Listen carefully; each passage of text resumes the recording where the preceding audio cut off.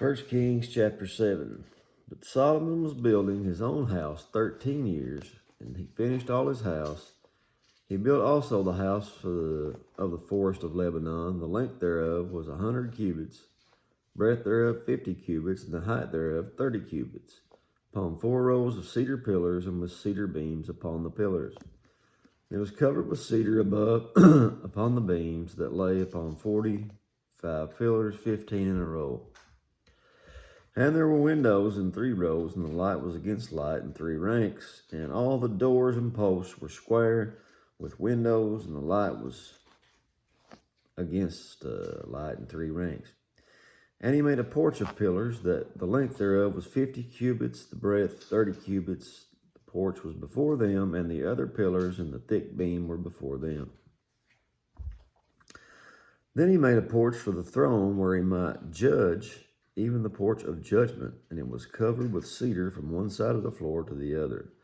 And his house where he dwelt had another court within the porch, which was like the work, which of the light work. Solomon also made an house for Pharaoh's daughter, whom he had taken to wife, like unto this porch.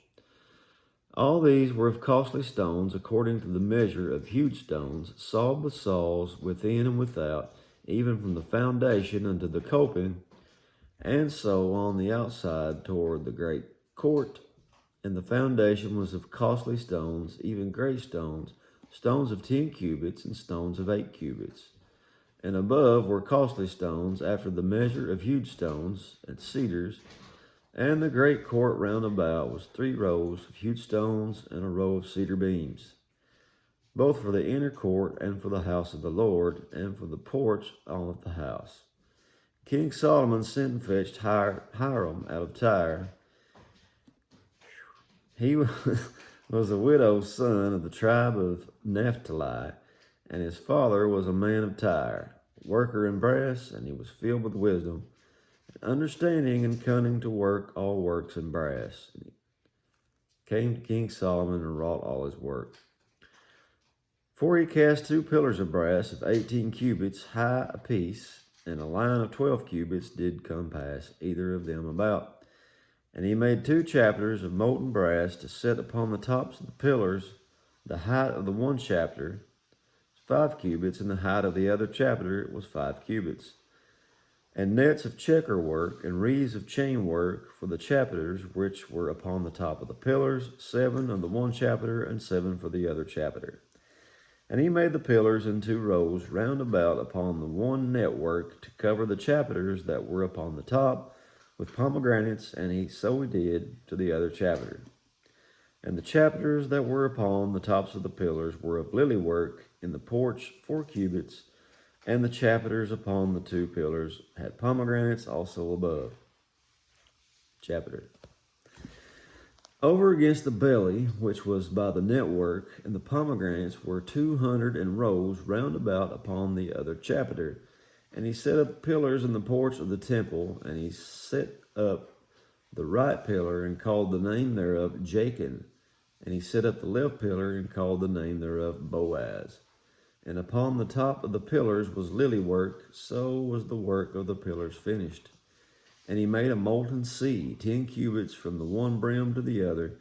It was round about, and his height was 5 cubits, and the line of 30 cubits did compass it round about. And under the brim of it about there were knops compassing it, 10 in a cubit, compassing the sea round about. The knops were cast in 2 rows when it was cast. It stood upon 12 oxen, 3 looking toward the north, 3 to the west, 3 looking to the south, 3 looking to the east. And the sea was set above upon them, and all the hinder parts were inward. And it was a handbreadth thick, and the brim thereof was wrought like the brim of a cup. With flowers of lilies it contained 2,000 baths. And he made 10 bases of brass. 4 cubits was the length of one base, and 4 cubits the breadth thereof, 3 cubits the height thereof. And the work of the bases was on this manner. They had borders, and the borders were between the ledges. And on the borders there were, between the ledges, were lions, oxen, and cherubims, and upon the ledges there was a base above, and beneath the lions and the oxen were certain additions made of thin work. And every base had 4 brazen wheels and plates of brass, and the 4 corners thereof had undersetters. Under the laver were undersetters molten at the side of every addition, and the mouth of it within the chapter and above was a cubit, by the mouth thereof was round about the work of the base, a cubit and a half, and also upon the mouth of it were gravings with their borders, 4 not round.